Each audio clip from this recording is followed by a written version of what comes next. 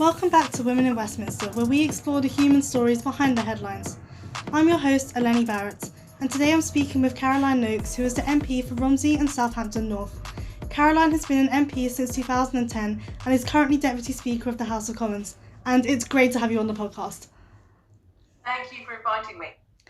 The pleasure's all mine. Your constituency of Romsey and Southampton North is known for its rich history and vibrant community. How has your local upbringing shaped your priorities and advocacy as their representative in Parliament?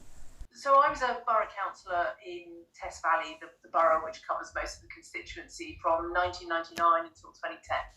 It's also where I grew up, it's where I went to school, and for me, I always say that the issues that bother residents in Romsey and Southampton North are the same issues that bother me, whether that's about sustainable planning and making sure that we protect the spaces between settlements, whether it's about the quality of the water in the rivers Test and Itchen, or whether it's about school provision in the constituency. All of those are issues that personally affect me, and I've always championed. And so for me, and I appreciate it's not the same for every member of Parliament, but for me, it's really important to be rooted in your community. It's really important to be out and about, attending the events that my constituents are going to, and being part of the place. And so I always say to everyone, when I say I'm going home, I actually mean to my constituency, and I think that's a huge benefit to me, both politically and personally. There is nothing like being able to spend your weekends at home rather than having to travel to another part of the country to go to something in your constituency.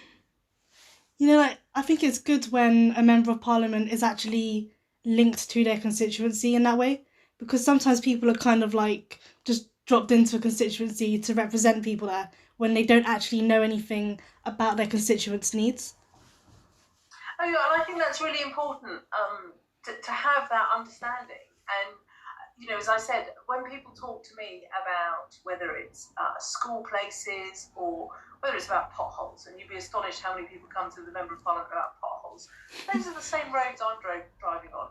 You know, 9 times out of 10, they'll be talking about a school or a primary school that I actually attended myself. And so it really helps that you know what people are talking about. If you could time travel to any historical event or era, what would you choose and what would you hope to witness or change? Oh gosh, so look, I always say, I think if you were to go back to the beginning of the 20th century when you had the suffrage movement and women fighting to get the right to vote, the right to stand for Parliament, I think I would love to have been part of that struggle. And I can remember going to see the movie Suffragette and just being completely blown away by the unfairness, the way women were regarded as the chattels of their fathers, their brothers, their husbands, but B, the bravery of those women. And I always tell people, when I was the chair of the Speaker's Advisory Committee on Works of Art, we both commissioned and installed New Dawn, the artwork that celebrates the suffrage movement. And that absolutely is the proudest thing that I've ever done in Parliament, the thing that I could point at and say, you know, I was part of that. I helped that be achieved, and it'll be there forever. I'd say if I was living in that time, I'd be more of a suffragist than a suffragette. You know, like, I'm not sort of as brave as those like incredible women. Yeah, I don't think there's much doubt about it. I'd have been a suffragette, and I would have been right there on the front line trying to affect change as determinedly as I possibly could. You grew up in quite a political family, so how do you think that this impacted your path in life? So, and I often talk about this. My dad was a local council leader from as long as I could remember. I don't remember him not being a local councillor, and I think he became leader of Test Valley Borough Council in 1979, so I'd have been 7 at the time, and my earliest political memory is of the 1979 general election. Oh wow! When we saw a woman elected Prime Minister for the first time ever. So look, I always say full credit to my dad, and he also, not not everybody knows this, but he was the reason that I did A-level government and politics. And I did it as an evening class, which he taught. A word of advice to anybody listening to this: do not ever be taught by your parent. It's horrendous.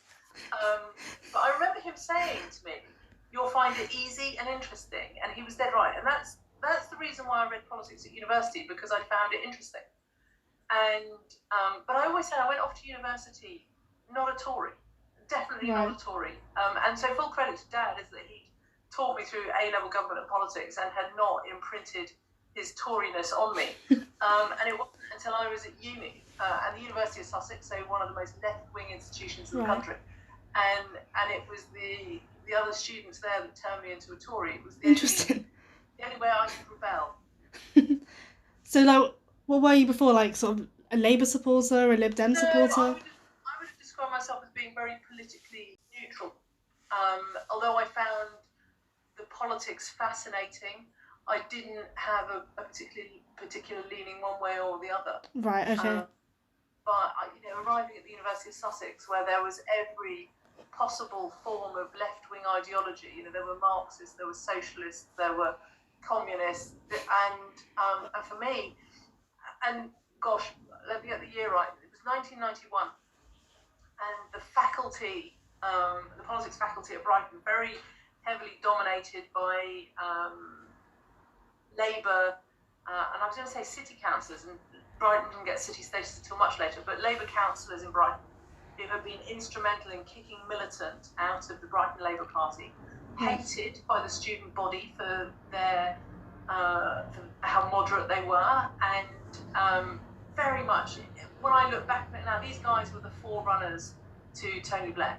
They were paving the way for Blair to come in as Labour leader in about 94, wasn't it? So I was there the 1992 general election when everybody had been convinced that Labour would win, and they didn't even win the two parliamentary constituencies in Brighton that year. And so it was a really interesting time to be sort of witnessing the change in the Labour Party.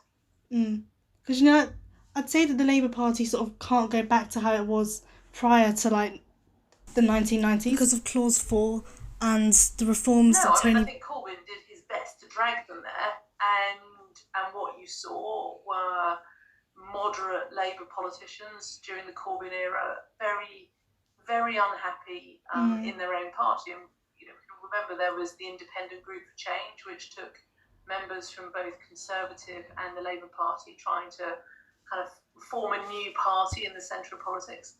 But I think if you were to look at Keir Starmer or Keir Starmer's Labour Party now, very much trying to emulate the politics and the style of Tony Blair. But I do think that right now is quite a good time politically, especially considering we've almost got a 50-50 parliament, we've got a 50-50 cabinet. It's quite an exciting time. What has been the proudest moment in your career so far? So look, I think being elected Deputy Speaker is right up there. That's an enormous achievement. It would be. It's an amazing achievement. But I look at things like New Dawn when that was unveiled. That was a huge moment. I think if I were to pick an issue or a campaign I'd been involved in, I would look at the work the Women and Equalities Committee did on the menopause, and working with phenomenal allies like Caroline Harris, who is Labour Member of Parliament for Swansea East. I hope I've got that right. Yes, it is Swansea East. Yeah, perfect. Perfect. So the work I did with her, I think, has been really important, and it shifted the dial on conversations about menopause in the workplace without any doubt whatsoever. And if we can keep going, breaking down some of the stigmas and taboos that surround women's health issues, then I hope when I leave Parliament, I'll point back at that and go, that actually affected change, and that's the most important thing. It must be an amazing feeling to sort of be part of something. I find it interesting because Caroline and I would always say there's a million miles further for us to travel in this country, but when you start talking about menopause with MPs and women overseas, they regard the UK as a real trailblazer. Now, a lot of that is down to the work that Caroline started around prescription charges for HRT. And a lot of it is down to the phenomenal conversations that have been led by people like Davina McCall, like Penny Lancaster, who've had the guts to come out and speak about their own menopause experiences. So I think it's a real achievement, but clearly there's a long way to go yet. 100%, but still celebrate what you've been able to do. Oh, absolutely, absolutely. And I love the fact that I now get invited all around the world to talk about the menopause and to talk about the changes we've made here and the progress that we've made.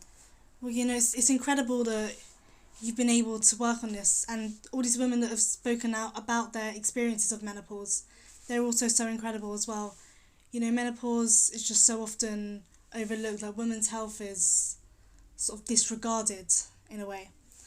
But I've just remembered you spoke about New Dawn. So New Dawn, like for the listeners that don't know, is a sculpture in Parliament which commemorates the campaign for women's suffrage. And it's these glass scrolls, and they're hooked up to the tides. So if you stare at it for like 10 minutes, then you'll see it change ever so slightly. And all these scrolls represent pieces of legislation which allowed women to have equal rights to men. Like, it's really cool. When I interviewed Baroness Lola Young, she was telling me about it. I really recommend, watching a debate in the House of Commons, a debate in the House of Lords, but also looking at the amazing artwork in Parliament.